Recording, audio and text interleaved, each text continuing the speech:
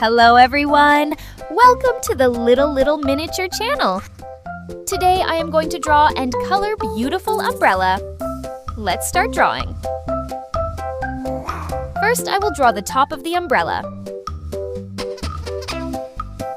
Now I will draw the bottom part of the umbrella.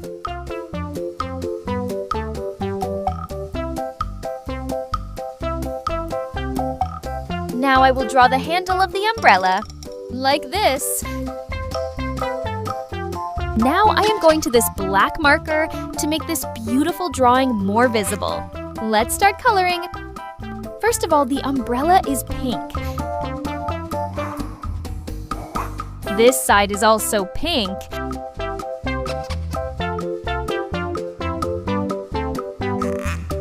Then light green color.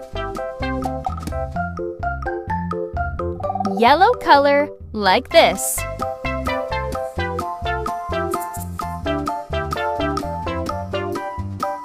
Red color like this. Amazing!